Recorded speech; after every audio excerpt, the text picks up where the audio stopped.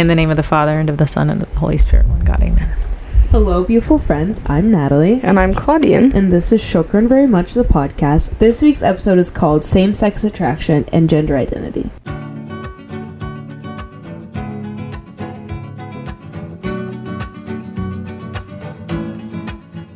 Happy Monday, beautiful friends. In today's episode, we are going to dive into a topic that holds significant relevance in today's diverse world.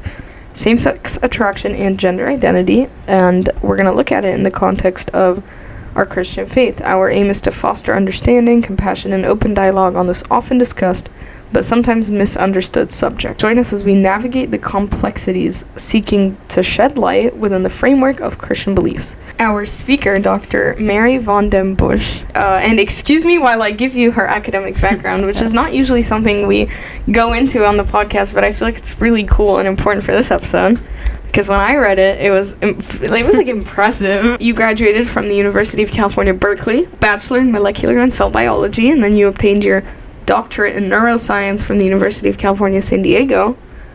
And you now teach bio courses at Concordia University. And that's so cool. And Thank you. Yeah, I have a cool question for you once we start. But I think it's important to know just how loved you are by like every single person we've spoken to. Oh, yeah. We have gotten recommendations from a ridiculous amount of people of all ages. Oh, guys, you're making me pretend to blush. And we are very excited to have you on, so thank you for joining us. Thank you, ladies. How are you? I'm great, and I have to tell you, I admire what you're doing so much. This podcast is a huge undertaking, and it's needed. I love the take you have on it, and I really just admire you. I would never have been able to do something like this. Thank you. You're welcome. Okay, so here's what I did want to ask you about. When I was reading this bio, the podcast episode that you did before, and I'm going to link it in the bio because it's kind of cool. They ended by saying, okay, she doesn't remember doing the podcast episode. I don't remember doing the podcast episode. They basically, in their bio, they said that you were compelled by biological sciences because they reveal God's creation. Yeah. I think that's true. Without going into my story too much, there was most of my adult life I had left the church. I was outside the church. I did not know whether God existed or whether Jesus was his son and such. Of course, I grew up Coptic and at St. Mary and Holy Virgin Mary in Pasadena, shout out. But when I got to college, I started questioning my faith, and that really led me down a path of being outside the church for a while. So when I came back to the church, and that's a whole nother podcast, when St. Paul was established, basically, I started attending St. Paul, and then slowly, through nothing short of a series of miracles, came back to the church. My husband, we had already 3 kids at the time. We were married with 3 kids. We had been married outside the church. He converted, which I never ever in my life thought would happen, and got baptized. And we had a wedding, another wedding, even though we already had gotten married 14 years prior. So it was amazing. And then I got my job at Concordia after that, a couple years after that. And Concordia is a Lutheran university, so it's a Christian school. And when I had to think about why I wanted to teach at a Christian college, I'd always wanted to teach college. I wrote that in my teaching philosophy that if you are a believer and you study biology, then biology is just another way of glorifying God, right? The study of biology. If you don't believe that God created everything, then biology is fascinating for other reasons, and I get it. Then you can marvel at the wonders of evolution, and I think that's another take. So I think if you already believe, then this is a way that you can worship God. I think what I love talking about with our speakers is when I get to hear them talk about their different interests and stuff. Yeah. Like you're talking about how biology is like this super cool lens into looking at the faith, and then we talked to Peter Gregory on his episode, and anyone who's talked to Peter Gregory here, they say engineering is a lens into, and it's so cool because if every person sees their field as a lens to God, and then you kind of realize he's kind of in everything. Yeah. And that's a really cool thing. He is if your eyes are open to him, and that's what our faith is really about, right? Looking for him and listening to him, and again, I don't want to say that it should be obvious to anybody who's an engineer or a biologist or a physicist or anything that God is there. I think if you're looking for him, he's there. And if you're not, then let's pray that someone opens your eyes at some point. Yeah. Yeah. So we start every episode with an icebreaker. We have a fun one planned. I'm excited. Yeah. So, if you had your own late night show, Ooh. the Late Late Show with Mary Von den Bussche, Yeah. who would your first guest be? Oh, boy. Okay, do they have to be like a real person, like living and stuff? I mean, I don't make the rules here. Yeah. I don't think there's a rules to icebreakers. Gosh, who would my first guest be? Jesus. How about this? Yeah, Let's split I into mean- 2 categories. Let's have like a religious figure because we have to do that, and then Right. you could do like a Just a anyone. secular figure. Okay, because I'm trying It's to limit tough. myself. No, I'm trying to it's so limit tough. myself to someone who's actually alive. But if No, you can go for it. Oh, if I don't do that, I don't know if I could interview Jesus. I just don't think I would. I would want to, but I think I would just cower. Oh, yeah. Yeah.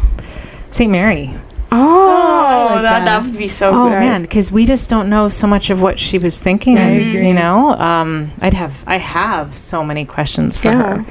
her. But then I'd feel bad about taking some of her, her silence away. There's something beautiful about her silence. Mm-hmm. But I'd still want to Yeah, interview yeah, her. that's I think, cool. yeah. Non-religious figure I'd want to interview. I mean, right now with everything going on in the world, my brain is going to politics, but gosh, that's tough. Yeah. I'd want to interview actually a scientist, I think, who, gosh, tons. I can't pick one. You can't pick one. You could have like a panel. Yeah, a scientific panel, and I'd interview Yeah. the people who discovered, okay, you know who I'd interview? Yeah. It's a pair of them. They won the Nobel Prize in physiology or medicine for the discovery of a voltage-gated channel, which is a thing in neuroscience in a neuron. So I'd interview Hodgkin and Huxley. I'm kind of a fangirl. Okay, wait, I've heard those names before. Yeah. Have you heard them too? No. They wrote No. a series Because like of... you're taking psych classes, so I was like, do Yeah. they say anything about them in psych, right? Yes. Yes, okay, So that's where I recognize it. yeah. In the 50s, they published a series of papers where they basically described how a neuron or a brain cell works, and they didn't have the instruments to actually see it, but they had enough data to guess how it must work, and That's they so were cool. right. Oh, That's I so know. cool. that's actually really cool. Yeah. It is. So I would interview Hodgkin and Huxley. I can't believe it took me that long. I mean, Yeah. there's 15,000 scientists Yeah. everyone, Yeah, but yeah. I'm kind of obsessed with them. No, it says enough that I recognize their name in my Right. biopsych class. Like, it was not it for me. Yeah. Like, I immediately was like, Bachelor of Arts. Okay. Like, just like, You're like, let's not not do that. sciencing. But it's good you were exposed to it. Yeah, kudos Yeah. to you for exposing yourself to something and Quality. realizing that this isn't my thing. Yeah. Not everything is your thing. Mm-hmm. Yeah. Yeah. Let's do it. dive into Let's dive in. So I'm blessed to be part of a group within the diocese under His Eminence and under Bishop Krolos in particular, called the Holy Sexuality Group. We are clergy and lay people assembled to try to think through topics around sexuality in general.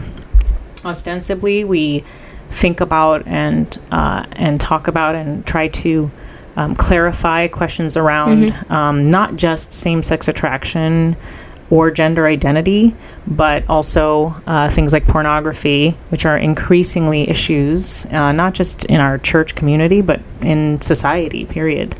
And then, holy sexuality within marriage. You'd be surprised that it's not a given that healthy sexual relationships between a man and a woman in marriage are common or easy. So there are issues there too. So ostensibly the group kind of is concerned with any issues around God's design for our sexual natures. But in reality, we've really been focused mostly on same-sex attraction in particular. And then more recently on gender identity, as those are, as you mentioned in your intro, topics of the day. Yeah. So I'm part of that group. I've given many talks on the topic. I've gone to lectures and read books and watched videos, and all of us have, and all of us have given talks, and we've spent a long time thinking and talking and praying about these topics and really how best to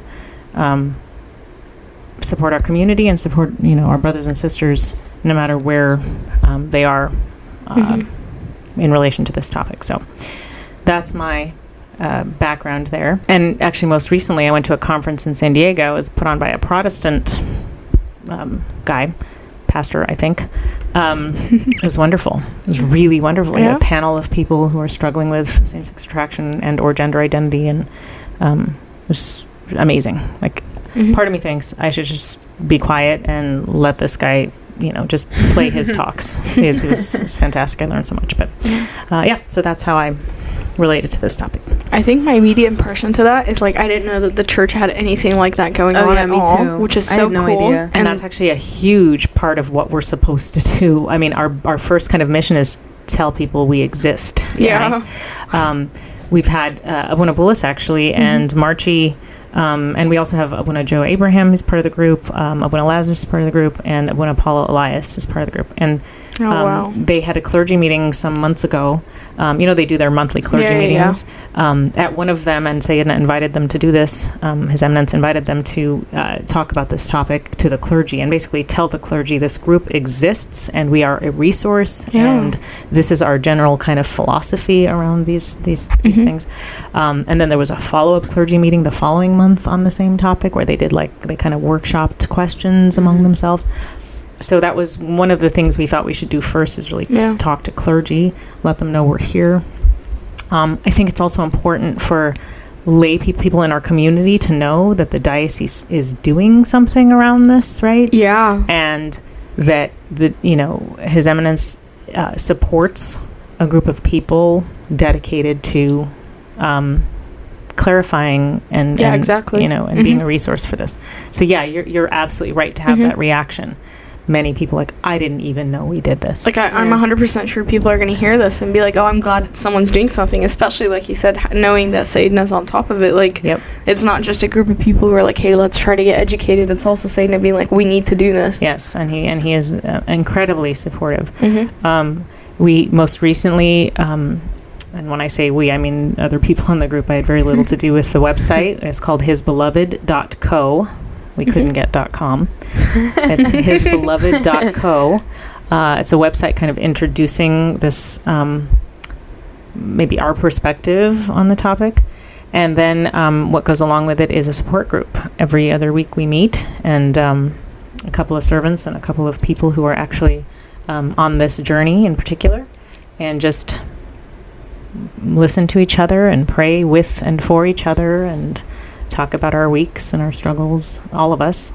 So I would invite anyone who's listening to this who might be experiencing same-sex attraction and or gender identity confusion or issues of any kind to check out the website. There's information on how to be involved in the support group or anything else that we do. So, and that's another thing that we're just very, very proud of. And when I say that, I mean, again, other people who are much more involved with it than I am. But.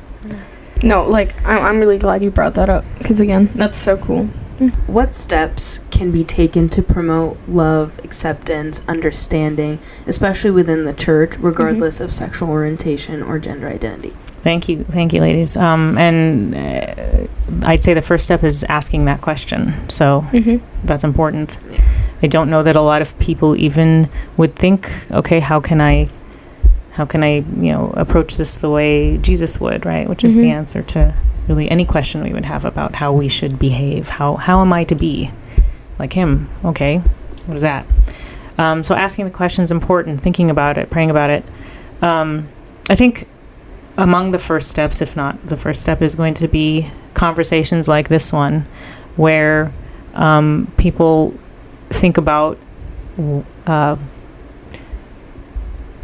any guidance we have on this topic. How are we supposed to think about this topic? It's controversial, obviously. Society says one thing. Does the church say something opposite or not? We can all agree. I don't know of any Christians who truly are who would say, well, we shouldn't love people who are experiencing same-sex attraction or gender identity issues. But how do we do that? And what's the truth around these issues? What do we know to be the truth or think based on what revelation we have to be the truth? And then how do we proceed from there? So the conversation is very important. And then it's, how do we love people who are experiencing this? Well, how do you love people, period, full stop? It's not actually going to be that different. So I think once you understand, or once somebody understands or begins to understand or even wants to understand what the approach is to the topic, then loving somebody is loving somebody. So how does the Coptic Orthodox Church navigate the intersection of religious beliefs with legal and social changes regarding the LGBTQ plus community? All right. That's a good question. I think before we get into that, to the extent that I can speak for the church, and I cannot, but I can tell you some things that I know the church to hold. Because we have to establish what the church is. Maybe I don't even like to use the word position. The church is not a political party, but what the church considers to be true around this, and then to the extent that we can identify incongruencies between that and society and or legal issues, then we can discuss those. So I know not too many things about what the church holds to be true. For sure, the church holds that marriage is sacramental, and it is between one man and one woman. This is what we consider marriage to be. This we don't get out of nowhere, obviously. This is scripturally based, and it is based on the experience of the early church and beyond. So that is unequivocally what marriage, true Christian marriage, is. We also can say unequivocally that God's design was that humans, among other attributes, are sexual beings, right? We experience sexual desires, and this is good. This is a good thing. It's part of his creation. It's part of his plan for us, and it's beautiful. And sexual expression should exist within marriage only. We know that God created male and female. That was his design. Two sexes. Yeah. There's not too much else beyond that. But I think that's great, because everything you just said is biblical. Like, there is a verse that gives us that idea. Or more than one, yeah. Or more than one. And in fact, the Gestalt, the whole kind of economy of salvation is built around some of those principles. And the scripture as a whole indicates these things to us. And so I would feel comfortable saying that the church holds these things to be true. Beyond that, I would not feel comfortable speaking for the church. I don't think the church takes an official position beyond those. So once we establish what we would consider, again, based on the revealed truth of Scripture to be true, then the questions around the social and legal issues are easier to deal with in a way.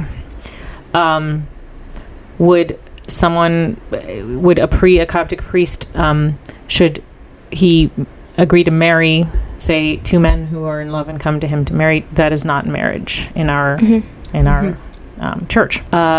Do we think people getting married at City Hall? Britney Spears and Kevin Federline got married in Las Vegas, I think, by a Vegas impersonator.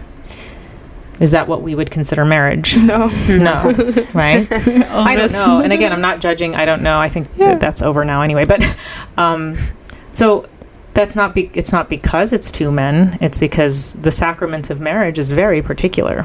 And I like that. Yeah. And it does. There are things we think God asks of a man and a woman approaching the altar for marriage.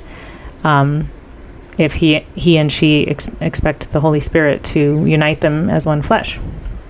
So if a gay couple were to come to a priest and say, marry us, I hope the priest would do a lot of wonderful things, but among them would not be to marry this couple. Yeah. That's a different question than, should gay marriage be legal or not? Yeah. I'm not going to... I have my opinions. Everyone has their opinions, and I think it's important to have one's opinion on that. But I think the important question there is, what is legal or not? Yeah. Is legal the same as moral? Is legal the same as right? No. No. Yeah. Right? Does the church have a stance on stop signs? No. Right? They're there for a different purpose. So if I'm asked to vote on whether there should be a stop sign, I mean, that's a silly example, but, should I ask the church, like, what do you think about this? No. No. Okay. This is a different topic. There is a moral question here, potentially. But still, one has to ask oneself, what is the purpose of voting? My vote is to decide what should and shouldn't be legal. Yeah. Example. Should divorce be legal? We say it's not acceptable in the sight of God, ideally, right? Yeah. Obviously, the church grants divorce under certain circumstances, right? Yes. And this is a recognition that we are weak, we are fallen, all of us. And so we need concessions, or pastorally, concessions get made. What if it were legal? Should it be legal? Do we think it's right? I mean, I don't really like that word, but Jesus said not, right? Jesus said what, God has put together, let no man tear asunder. So when I go to the voting booth, is it me not being a Christian if I think or vote that divorce should be allowed by the government? I don't think so. I think I'm being asked a different kind of question. What should be legally enforced and what should not be? What should the government govern, control, and what should it not? And those are very different questions. So I think that when issues around the rights of people, and LGBTQ is an acronym that's used often, even by individuals who might identify as part of that. But some people take issue with that acronym just because the LG and B are not at all what the T is. It's a totally different thing. So I imagine, and I've talked to some people who are in those groups who think, if lumping us all together kind of makes it seem like, oh, all you weirdos, or something. Anyway, some people are fine with that identifier, some people aren't. So in any case, when those issues come to us in a civil setting, I think we have to be responsible citizens and ask ourselves what we think should and shouldn't be legal, which is a different question than what God would institute, right? We don't govern, we don't legislate morality. We don't do that. It's not the church's job to do that. I also think it's not the church's position to say vote for him or don't vote for her, or absolutely. Yeah. Or let's fill out a petition for this whatever ballot issue. The church historically has, in most of her history, has been under oppressive government. And she has never, and it is not her job to be a social activist. Yeah. That's not the church's job. That, I think, they're individual decisions. Somebody, of course, you can get advice from your father in confession and so on if you're torn about something in the civil sphere. Yeah. But that's a very different thing than the church being a political activist. Yeah, I was speaking with an amazing servant once, and he told me that there's this whole thing that Christians are always like, hey, we should separate the state from the church. Don't control us.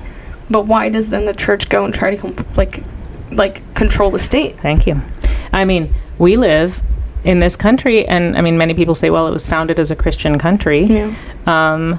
But built in by the founding fathers, this country was this idea that the church and state should be separate. Here we think, or Christians think, we're being very Christian by wanting a mix of those, because we have the right answers. Yeah, but we're the moral authority here. So that should seep into the legal sphere. But in Egypt, the religion isn't this one. And so do we want church and state to overlap there? No. So is it just because the majority of Americans identify as Christian that we're okay with a mixing? Right? So it gets some people have it, in God we trust. Some people are happy that's on the dollar bill. But what if it were in Allah we trust? What would we say then? Not right? Happy. Yeah. And why is one better than the other? I mean, just because I believe in God, that's That's my faith. God doesn't need me or any of us to be his lawyer or his advocate in government. He doesn't need that. Yeah.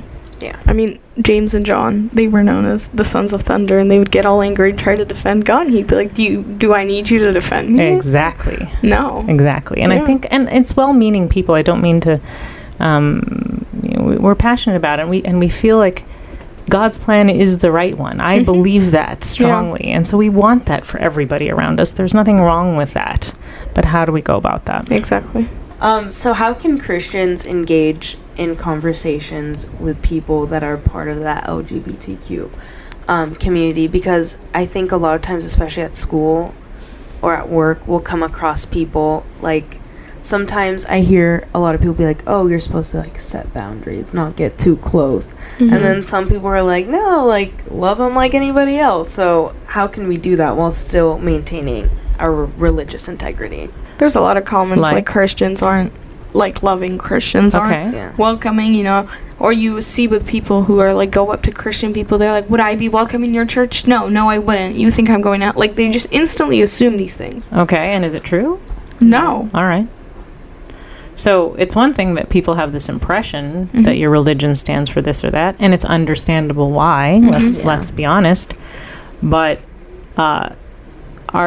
again, is your faith threatened, or the church threatened, or your beliefs threatened, or even truth threatened by a gay person, I don't know, being a part of your life? It depends on what that looks like, right? So, or a person who's gender dysphoric or transgender. So yeah, it's a very broad question. I don't know. It depends. If you're asked, you know, do you think I'm going to hell? The answer is, I absolutely would never remotely try to, you know, make a statement about that. I have no idea. I don't know where I'm going. I have hope. But like, in that case, if someone's coming up to you and you're like, hey, this and this is wrong, and, you know, the Christians believe I'm going to hell, whatever, how do you give off the impression, which is the accurate impression, that the church loves you regardless? But we have these values as a church that we can't back off on. Like, I can't, like, you, look, I can't marry you, right? But I love you, right? That's a good kind of scenario. Let me analogize it. Okay. Let's say you meet a drug addict, and I'm not saying that there's those are analogous situations, but let's go down this path. You meet a drug addict, and you think I'm going to hell because you're Christian. Is the first, second, third, or seventh thing out of your mouth going to be, yeah, what you're doing's wrong? I don't think so. You're going to literally love, help, support that person and understand. And this is where the tricky and important part is: understand that they and you are sinners under the influence of evil, right? So, and tempted by evil in many different ways. So this person, like you, like me, is struggling with sin. So you would, I think you would know how to approach that person. You would love them. You wouldn't berate them. You wouldn't try to tell them about their spiritual, disaster. And I'm not saying that having same-sex attraction is the same thing as being a drug addict. I think it's actually, there are similarities, there are differences. I think when it comes to same-sex attraction and gender dysphoria, it's even in some ways harder than other struggles that we have, because our sexuality is an integral part of our humanity. Our gender identity is an integral part of our humanity. And so when those things are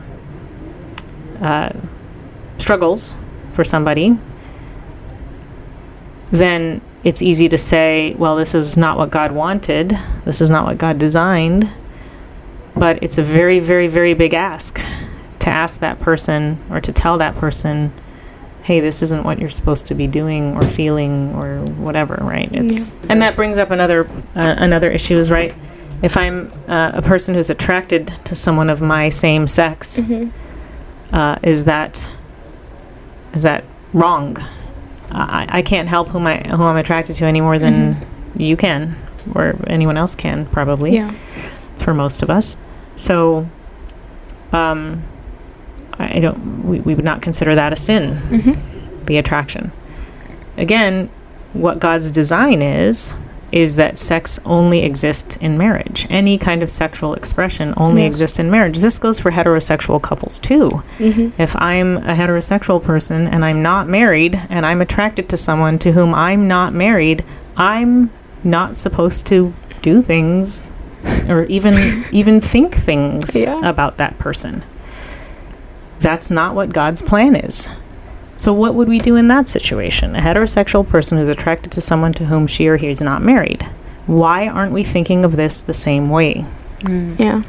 I think it's a lot like when we say, oh, there's like a white lie, or like smaller sins and big sins. Like, I don't know why with this particular sin it's always, and I'm going to be the first to admit sometimes I think this way too, but why do we like push it into its own category? Yeah. Like all sins and then this. Yeah. You can't do this. And this one, not only do we just make it a big deal, but it's a big deal in the other direction. Again, we're talking about somebody's sense of self, somebody's sexuality, again, a core aspect of our humanity. And you're saying everything you know to be real and true, you shouldn't. That's a big thing to ask. And that we should have grace around that more than anything else. We should have grace around that. We don't shy away from the truth. This was not God's design. But so much of what we do and think and feel and our temptations and our thoughts are not what God designed for us. So, it's made a big deal of, and there's a lack of recognition of what a big deal it is to ask some to just say, well, we believe this is wrong, so just no. I stole this from Father Thomas Hopko. He's an Eastern Orthodox writer. He's incredible. He wrote a book called Same-Sex Attraction in the Christian Faith. I believe is what it's called. But he says he likens those struggling with same-sex attraction and struggling against it and as the martyrs of today. These people are carrying a cross that none of us can imagine. There are, I know, many people who experience same-sex attraction and have chosen a celibate life because they believe that it was not God's design. It is not God's design for sexual expression to exist between people who aren't married. So I don't understand how any one of us can look at those people with anything but utter awe. And I don't understand how they're not candidates for sainthood. Of course, knowing nothing else about them, we couldn't say that. But that's incredible to me. Yeah. That's incredible to me. Another thing we have to consider with this is we exist in a society where we might be clear that marriage is between one man and one woman. We might be clear that God made male and female and that's it. But that's not necessarily the case in society. And so there are many people who really just don't believe it's wrong or that it's not part of God's design. They don't know. They don't know God or whatever. So to go up to someone who says, you're a Christian, you think I'm going to hell, and say, yep, you're wrong, without them knowing God, that makes no sense to me. If anyone who has a belief that's different than ours comes up to us and says, hey, what?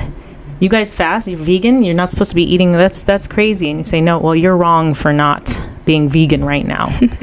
Well, they don't know what Lent is. They don't know what resurrection is. They don't know who God is. Why are we jumping to you should be fasting? That's crazy to me. So the first thing, and this is what Jesus did, before he went up to anyone engaging in any sin and said, don't do that anymore, he fell in love with them and made them fall in love with him. That's the first thing. You love first. You love them first. And then you say, yeah, once you love me, once I love God, I'm in. But you can't expect someone who doesn't to be in. That makes no sense to me. Shokran very much for listening to part 1. I hate to do this to you, but you will have to wait till next week to hear the rest of it. Shokran very much for listening. And we'll see you next week.